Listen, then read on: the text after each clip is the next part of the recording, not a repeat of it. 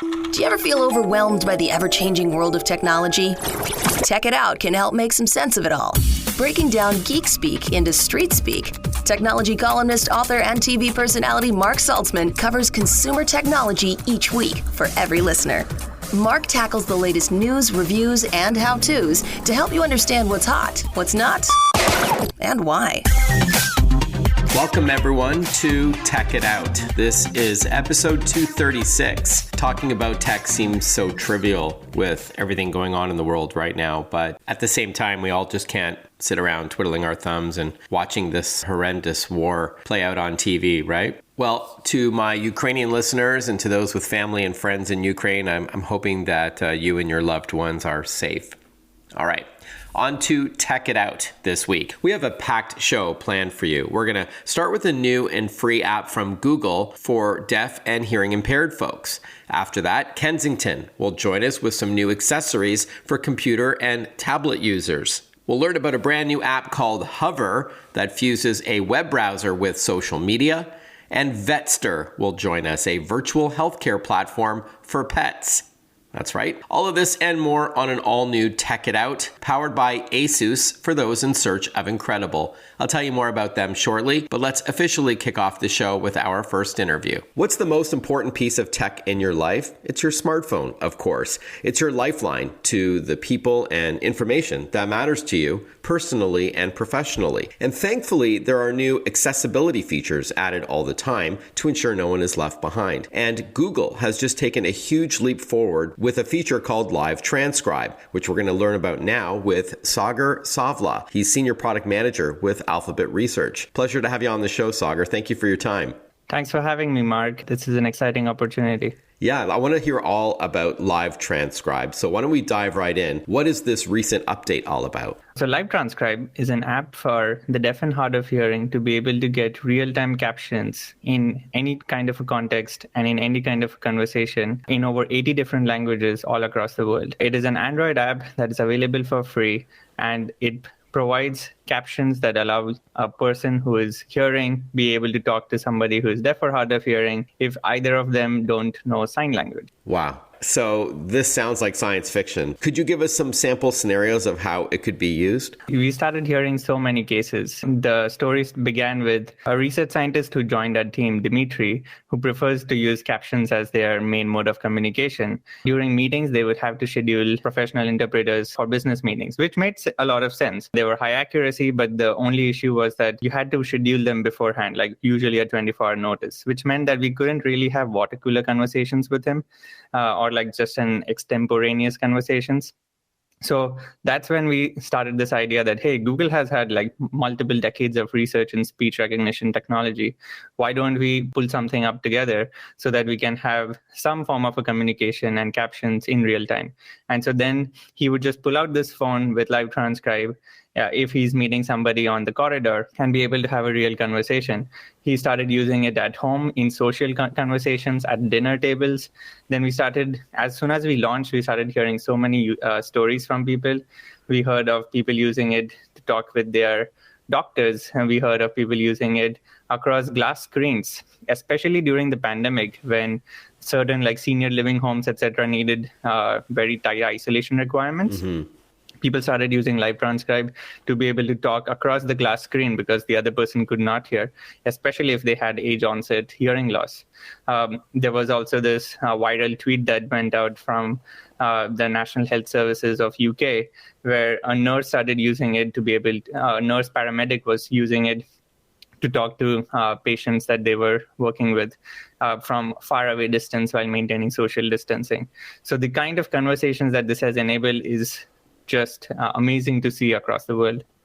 Awesome. All right. So just to be clear, Live Transcribe is a feature built into Android devices, and we'll learn what's new with this coming up in a moment. But the idea is that whether you're in person, like you are deaf or hard of hearing, and you hop into an Uber and you want to communicate with the driver, it'll help you there by showing you captions on the screen, because the microphone of the phone is picking up what the driver is saying, and it'll write out for the person who is deaf or hard of hearing what the person is saying. And it also works online. So you're engaged in a video chat, which is not uncommon, especially these days. It'll also transcribe in real time what the other people on that video call are saying. Yes, there was a similar example of an IT expert who is in our group at Google, and they had this issue where, as they had a hearing loss, they could not really do front desk kind of work directly with customers and clients because of their hearing loss. And with Live Transcribe, even though they wanted to be able to directly talk with customers, with Live Transcribe, they were for the first time able to directly have a desk job, so to speak, because now it was very fluid to go back and forth. Awesome. With people speaking. So you said it's an Android app, but you don't need a Google Pixel phone in order to do this. It'll work with any Android-powered device. Yeah, Live Transcribe is available on a lot of Android phones already pre-installed, but we also are available on the Play Store and can be installed directly from the Play Store for free on a 7-year-old Android phone. It was an intentional decision to make it so widely accessible because we feel that communication is a human birthright, and having access to communication creates a level playing field of opportunities, especially for the deaf and hard of hearing that are often faced with extremely high unemployment rates, for example. Again, I love when technology can help enhance and enrich your life, and that goes for anyone. So I love the accessibility features, especially when a company like Google takes it to the next level. Now, Sagar, it would be remiss for me not to ask for all the iPhone listeners out there if this would ever come there. I know there are some Google services that can be used on iPhone. I'm an Android user myself, but is Live Transcribe that could ever see it on iOS? Yes, we are definitely open to it. We believe it should be available on any form factor that a person might have. And so we are definitely working through it, but I don't have any specific plans to share as of now. Fair enough. We are chatting with Sagar Savla. He's Senior Product Manager with Alphabet Research. We're learning about Live Transcribe, which has been around for a little bit, but we're going to learn about a brand new feature that just launched on March 3rd, which happens to be World Hearing Day the other day. So we're going to learn what's new. But before we get to that, is Live Transcribe related at all to Google Assistant's interpreter mode that's used for translating different languages? I uploaded a video to YouTube of me interviewing my then 91-year-old uncle, he's now 93, who speaks 7 languages, and showing how this works. It's like magic. Is it similar, or it's a completely different application altogether? It is similar and a bit different. But first of all, kudos to your uncle. Being such a polyglot of 7 languages is amazing. Thank you. Yeah. And he loves technology. Yes. Yes. So in terms of interpreter mode, that Assistant has the same speech recognition technology that powers Google Assistant's interpreter mode is what is used for Live Transcribe as well. This provides really high accurate transcription in whichever language you're speaking in over 80 different languages. One thing additionally that Assistant interpreter mode does is translate between 2 languages. Live Transcribe intentionally does not focus on translation because our goal was to be able to continue transcription in the same spoken language that is happening in that context. We have built in similar features in the Google Translate app that allow you to do the same kind of an experience on a phone, where it can translate between 2 languages. All right, let's hear now what's new with Live Transcribe that was just launched last week. Yes, I'm really excited to talk about this. We mentioned this in our last I.O. Last year. That's your developer day. Just to be clear for everybody, that's I.O. is your developer conference, right? Yes, I'm really excited to talk about it. Last year at Google I.O., we mentioned that we are working on this new feature called offline mode. And I'm happy to say that we are now launching this and rolling it out to the world. This allows people to be able to use Live Transcribe in a bunch of different languages directly on their phone without needing internet. This allows for scenarios like when you're in a basement without internet, or when you are in a different place that does not, like in the woods, for example. It also allows you to make sure that you have seamless conversations as you're walking away from your home Wi-Fi network to your parking lot and outside. And it doesn't incur any data costs if it's not using the internet. That is correct. Right.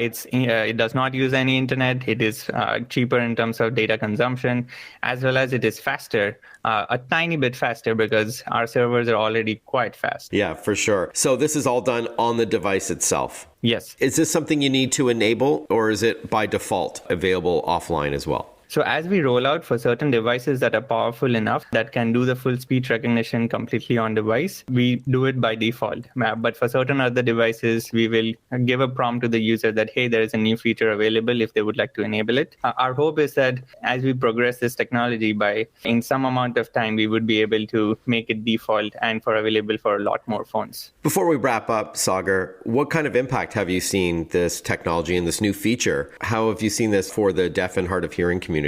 It has been just miraculous since we launched it. We initially thought that this would be useful for a few set of people. It would be very important for them, but it would definitely be useful. But as time has gone by in the past couple of years since launch, we have started hearing so many stories, especially with the stories that I mentioned around the pandemic. But there's this particular aspect that it has helped in terms of situational hearing loss. So we traditionally believe that, the deaf and hard of hearing people might be people who are either born deaf or maybe have age onset hearing loss. But what we find often is that even fully hearing people might have situational hearing loss, like when they go into a noisy cafe or a noisy bar or in traffic scenarios, and they want to be able to get captions for whatever conversation they are having. A similar example happens during the pandemic when you're trying to talk to your cashier beyond a glass wall, that is for safety reasons. This allows you to be able to have a similar fluid conversation without any friction. Mm-hmm. Sagar Savla, great to chat with you. Senior Product Manager with Alphabet Research. Congratulations on Live Transcribe now being available in offline mode. Where could our listeners learn more? Well, of course, you can always Google the word Live Transcribe and that'll work. But in your new Android phone, just go into the Settings app and into Accessibility and you should find Live Transcribe there. All right. Sagar, thank you again for your time. All the best. Thank you, Mark. When we return, the hottest new accessories for your laptop with Kensington. Stick with us. We'll be right back. Listen to Tech It Out whenever you want. Find the Tech It Out podcast at iTunes or wherever you get your podcasts.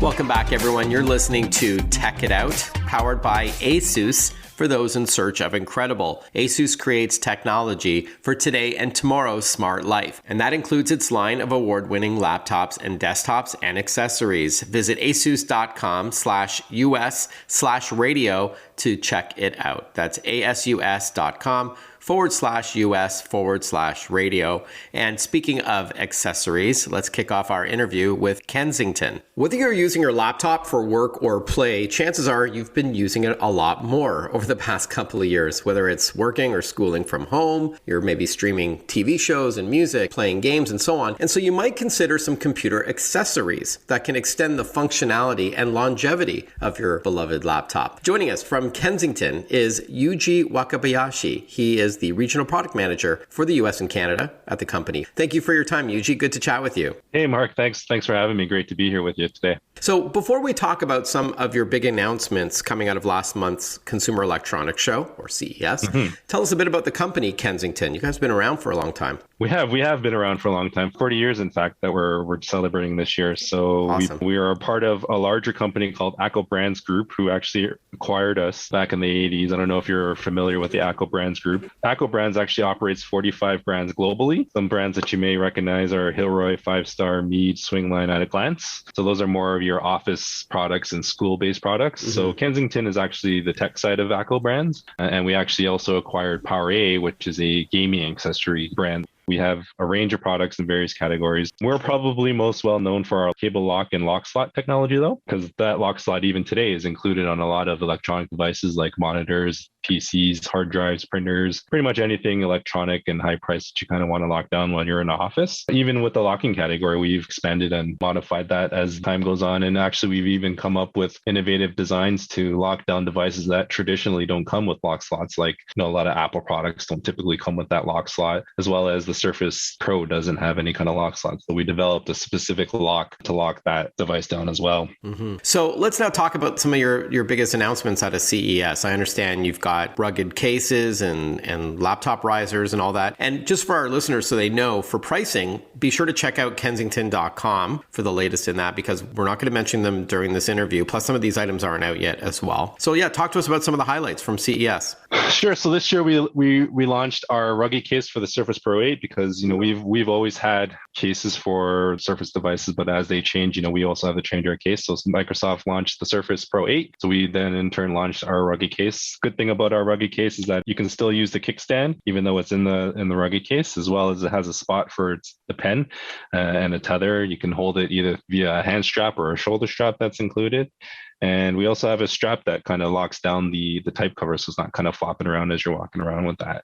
And then also we introduce a CAC reader case, which is basically the same rugged case, but we've integrated a CAC reader, or a common access card, as they are called in the industry, which is really prevalent in the enterprise and government space. So essentially it FIPS compliant, so it fits with their second authentication in that space. And then with the laptop riser is something that we co-developed in partnership with Microsoft to fit in their Design for Surface program. And essentially what that's meant to do is to take users who use that laptop, solely their laptop, as their working station, and they don't use an extra monitor, for instance, and really just have this laptop riser as their workstation. So it has an adjustable platform for you to put your laptop to ensure that your monitor is at eye level, and then has a spot underneath for a docking station so that you can plug all your peripherals like your mouse and keyboard, and it has a hook on the back for you to hang your headset on, because every day we're always on con calls these days, so you want a place to stow away your headset when it's in use. Yeah, and also for gamers who like to don a headset to chat with their buddies online. Exactly. Trash talk. But speaking of docking stations, I think Kensington also had something in that space coming out of CES, right? Yes, we did. So we launched the 5750, which is the first Thunderbolt 4 dock that's available under the Design for Surface program. It's actually a dock that we co-developed with Intel when they wanted to launch Thunderbolt 4 technology last year. And this year, they actually were showcasing the CES Innovation Showcase for that dock. So we also had that on display, but we decided to take that dock and put it through the Design for Surface program to get it certified, because we knew Microsoft was going to be coming out with a Thunderbolt 4 device. So we wanted to make sure that there was a Thunderbolt 4 dock to be compatible with Microsoft devices. All right. And for those listening, Thunderbolt is a connection type on the side, usually of your laptop. I think it's compatible with USB-C, right? It's a little slit for faster speeds, and it can do data transfer and give power to accessories, and even visuals as well, right? Like you can connect it to a monitor too. Correct. We are chatting with Yuji Wakabayashi. He is Regional Product Manager at Kensington. As I hinted at in my intro, a lot of people are still working at home, or it's a bit of a hybrid or something. Does this change your product lineup at all? That's a really good question, Mark. And I'll be completely honest with you. Kensington has always been a company that's offered, products that you need to work from home and to keep you, to have the best possible setup from an ergonomic standpoint to always keep you productive. The problem is that nobody really knew that you needed all these products to be comfortable working from home, or they didn't have this stuff. But typically at the office, when you're at the office, you might have this stuff, but when you have your home set up, chances are most people didn't have this stuff, so they weren't really prepared. But we were always a company that had all these products even before the pandemic started. Yeah, and I've often written in articles to encourage people not to work on their laptop, reclining on a couch or sitting at a coffee table or at a kitchen island. I know you got to make do with the space that you have if you've been forced to work from home, but not good on your back and your neck and your eyes, and think about your environment for sure. So obviously, if people want to see this, then they can go to kensington.com. That is correct, Kensington.com. Okay. All right, Yuji, thank you so much for your time. Yuji Wakabayashi from Kensington. Thanks again. Talk to you soon. Thank you very much, Mark. You're going to be the first to hear about a new app called Hover that fuses a web browser with social media. Learn all about it when we return on Tech It Out. Want to follow Mark? Google him. Mark with a C and Saltzman with a Z.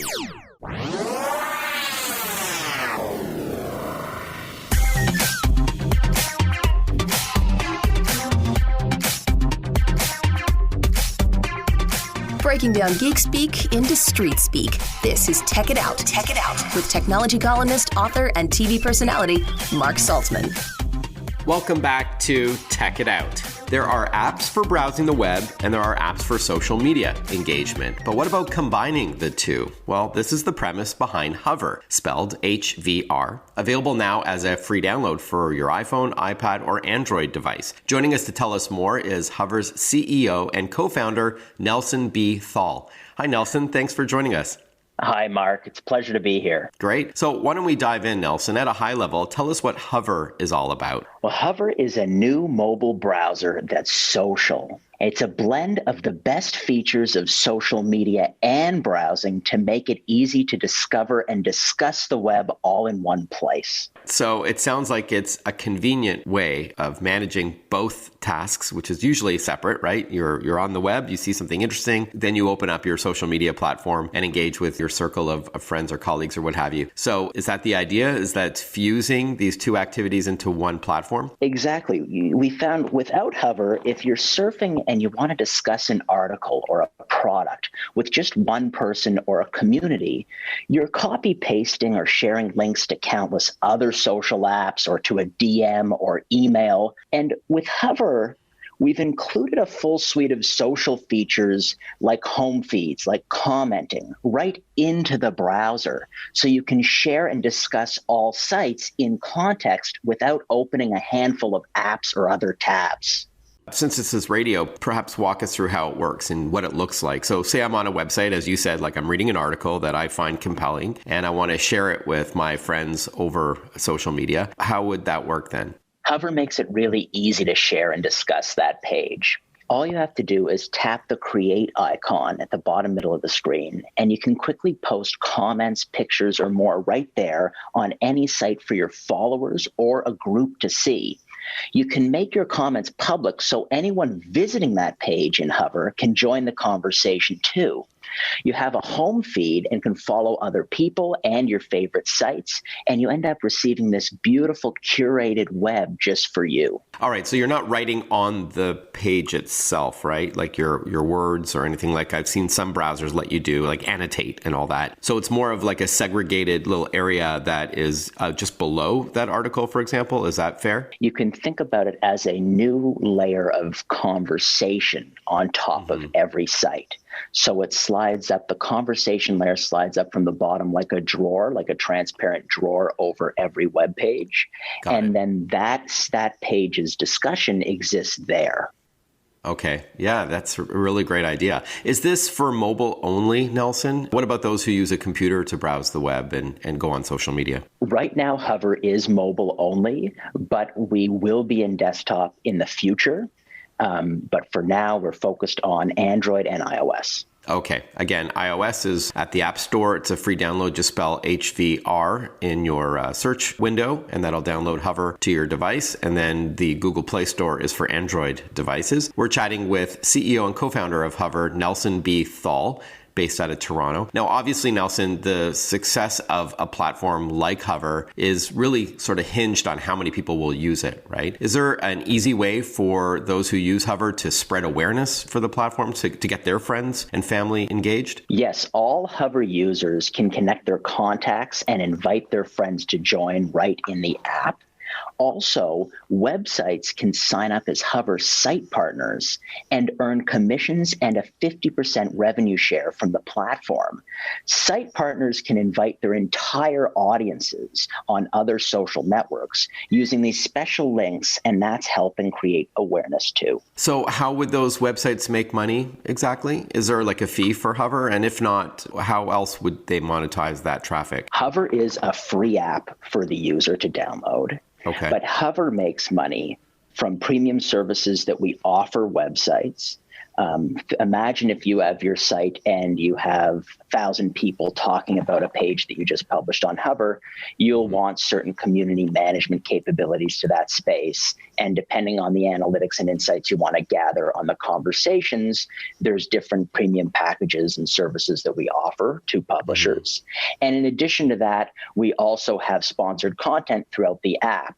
And the interesting thing about the way that we are approaching advertising around the platform. So think about, you'll be seeing advertising in these conversation layers on sites as well as in your home feeds, but we don't gather user data to power this ad network. We only use the context of the websites themselves. So think you'll see a food ad over a food site instead of a food ad because Mark likes cooking. Okay. Are you sure that the websites, though, would be good for sort of Hover selling that ad space instead of them making the revenue from an ad on the native site, if you understand what I'm saying? Absolutely. So the beautiful thing is Hover is not removing any advertising from their native sites. And in fact, our browser is an incredible champion for websites.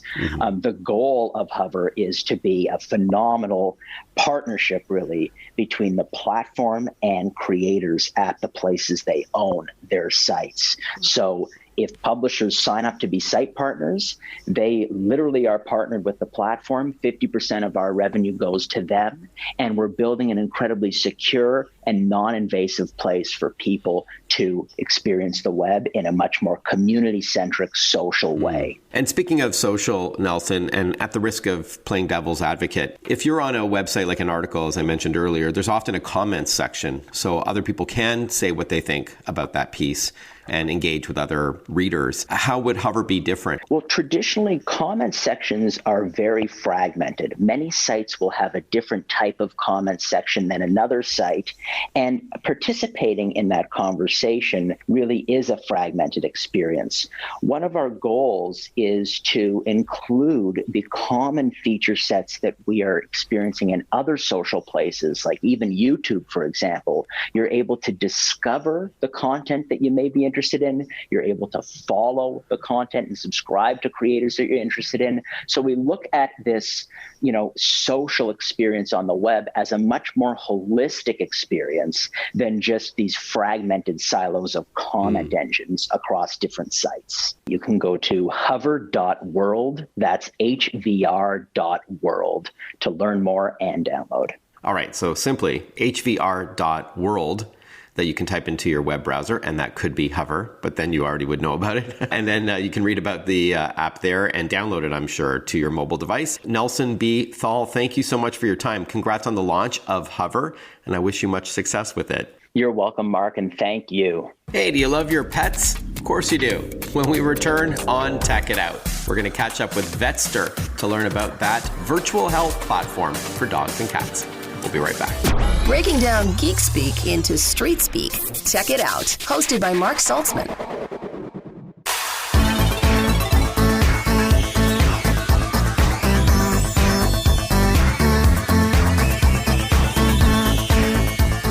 Welcome back, everyone. You're listening to Tech It Out, powered by ASUS, the company that creates technology for today and tomorrow's smart life. And that includes its award-winning laptops like the VivoBooks and ZenBooks, Chromebooks and StudioBooks, and ExpertBooks as well. Head over to asus.com/us/radio for more info. People seem to love when we have pet-related segments on this program. Obviously, there's a lot of dog and cat owners out there who tune in, and I myself am an animal lover as well. So I wanted to invite Vetster back onto the show. We've got on the line Karis Goodall. She's Chief Operating Officer for the platform, to talk with us not just about Vetster, but also the need for more women to fill IT roles in the country. A timely discussion, in fact, with International Women's Day coming up on March the 8th. Thanks for joining us, Karis. Thanks for having me, Mark. Great to speak with you. Yeah, likewise. All right, now before we talk about how to get more women in IT roles and sort of this void that seems to be there, it's getting better, if I'm not mistaken. But before we get to all of that, let's chat about Vetster. Give us the 101, if you will. The 101 on Vetster is that we are a veterinary telehealth platform that connects you with a licensed, top-rated veterinarian in your area to do an online video or text appointment. And so this is really great for those questions like, is this normal? Or I'm not sure what to do next, where you can easily, quickly connect with a veterinarian to deal with all of your pet needs. All right, so we're getting used to that, I would argue, because of the pandemic, that we're now virtually visiting physicians for us, for humans. So this is the same idea that you can have a face-to-face through your phone or your tablet or your laptop, or as you said, over text if it's more convenient, to chat with a licensed veterinarian. That's exactly right. Okay. And,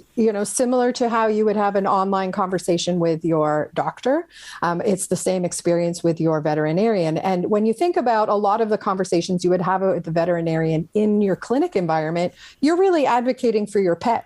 You're describing the changes in their behavior, maybe an issue that's going on. That's the exact same conversation you're going to have with your vet online. And probably less stressful for the animal as well, who maybe does, associates a negative experience with a vet clinic. And when you pull in, they don't react very well. You've got that exactly right. I myself am a cat owner, and getting her into a crate, never mind a car, is very stressful for her. So keeping her at home and being able to get her the care that she needs is really convenient. I can do it whenever I want. I can do it in the middle of my workday if I need to. Sure, I got that. And so maybe walk us through a sample scenario. You've got a cat or a dog, or I'm sure you support other pets as well, and they just don't seem right. So what happens? Is it an app? Is it a website? How do you book an appointment? Is it on demand? It's a great question. So you can go to vetster.com, or you can download our mobile app for iOS or Android. And from there, you're going to be asked a few questions about your pet to set up a pet profile. To select a vet, it's a marketplace. So you can pick your vet based on your unique needs.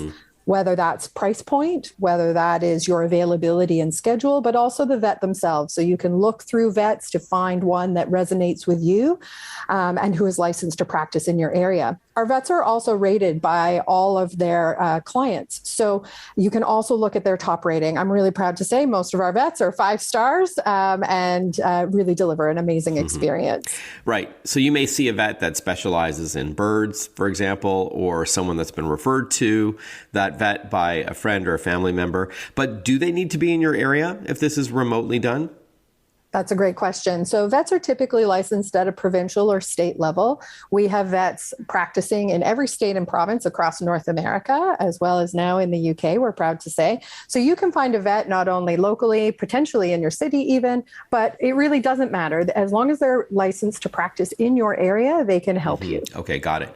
Now, I think the obvious question is what happens if you need to see a vet in person? You know, you need surgery or I think medication you might be able to handle. Can you talk us through that part? Yeah, absolutely. It's a really common question that we get asked. When we think about it, we like to say internally, you need 3 vets. You need your in-clinic vet who's going to help you with vaccinations, dental care, maybe some of those surgeries like spay and neuter are common. You need to know where your ER clinic is so that if something urgent does happen at 2 a.m, you know exactly where that you can go. Right. We also recommend you have your telehealth vet. So that's somebody who can answer your day-to-day questions, who if something pops up while you're traveling or while clinic hours are closed, or even you're just not sure if you should go to the emergency clinic yet, you can talk to a Vetster veterinarian and they're going to be able to provide you with that advice.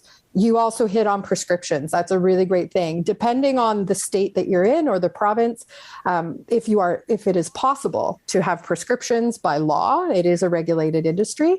You can also sometimes get those prescriptions filled through Vetster as well. Okay, and then they're delivered to your door? That's right. Okay. Delivered to your door or sent to your human pharmacy. Got it. Human pharmacy, I like that. We are chatting with Karis Goodall. She's COO at Vetster. This is a virtual or telehealth platform for pets. And then before we talk about our other second topic, Karis, how much does Vetster cost? You did say that you can pick and choose your vet and they may have a different price between them, but is there a rough idea you can give us? Yeah, the average appointment ranges between $50 and $70, depending on where you are. Some vets, if they're specialized, or maybe it's, a holiday weekend, as an example, you may see some fluctuation in that price. But on average, you're looking between $50 and $70 for an appointment. And that seems comparable to an in-person visit, no? That's correct. Depending on where you're going and what's happening in your clinic, certainly it's comparable. Our vets set their own pricing. So it is not set by Vetster. Our vets set their own pricing, to reflect their services and skills and the appointment type that you're going to have. What our clients like about Vetster is that there's cost confidence. So you're going into your appointment knowing exactly how much it's going to cost for that appointment. There's no upselling. There's no additional services being provided. So from that perspective, it really helps pet parents to know exactly how much they're going to spend in that moment. I like transparency. When we return with Karis, we're going to chat International Women's Day, how to get more women involved in tech-related jobs. We'll be right back. Stay with us. Follow Mark Saltzman on Facebook, on Twitter, on Instagram. Listen to Tech It Out whenever you want.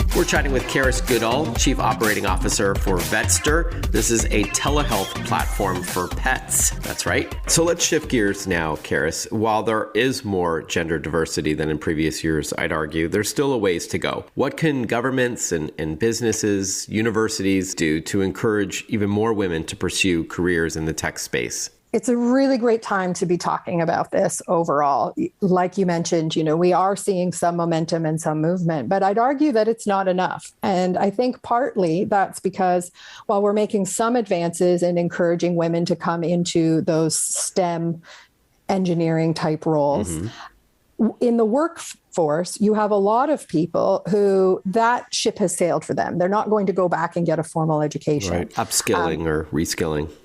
Exactly. And that may not be something that's available to them. So when we think about this challenge, the numbers actually aren't bad, to what you highlighted. 40% of the workforce in technology is women. So we already have really good gender parity at that level. The challenge becomes that when you drop down and specifically look at technical roles, it drops down to 27%. And if you look at leadership roles, it drops down to 13%. I was just going to say, what about the executive level? Exactly. Well, good to see you're bucking the trend, being COO for Vetster. Thank you so much. I think I'm a good example of that non-traditional path. I am not technically trained in any way. I actually came up through communications and marketing before I moved into operations. And what I've learned and what I'd like to challenge our community to look at is redefining what it means to be a woman in tech. Technology is now ubiquitous. It's been democratized across every department. Whether you were in a non-technical role like marketing, HR, customer service 10, 15 years ago, now you use technology every day. You probably build new tooling and new processes within your business. You have hands-on technology, and you don't need to know how to code to actually build product and new solutions for your organization.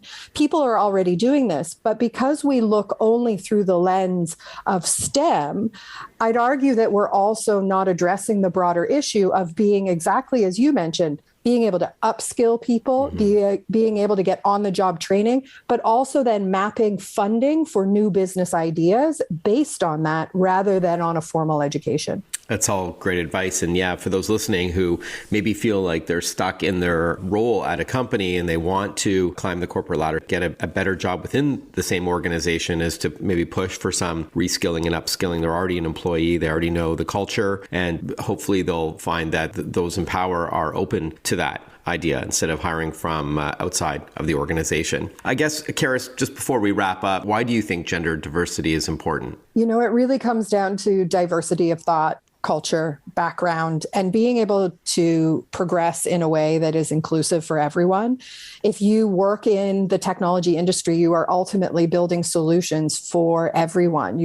And you don't necessarily know who they are on the other side. If you only build solutions for people who look like you, think like you, you're not being inclusive. When we look at Vetster, we think about every feature, every button, every interaction, and we think about it not just for the advocate pet lovers like us, but we think about accessibility needs. We have to think, really diversely and holistically about the problem. And the only way that you can do that is if you have a diverse group of people, certainly across gender, culture, race, and more, coming to the table and really helping to bring that forward. I love that. It's great. Yeah, representation matters. So where can we learn more about Vetster? You can head to vetster.com or download our mobile app. It's really simple to set up your free account and then select your vet. And if you'd like to get started with 25% off, you can try Get Vetster 25 when you set up and book your appointment. Oh, thank you. Get Vetster 25 as a promo code. Fantastic. Karis Goodall has been our guest, COO for Vetster. Thanks so much for your time. I always enjoy our chats. So keep up the great work. And I hope 2022 goes really well for you. Thanks, Mark. Great to talk to you. I've mentioned ASUS throughout the show. They're the title sponsor for Tech It Out,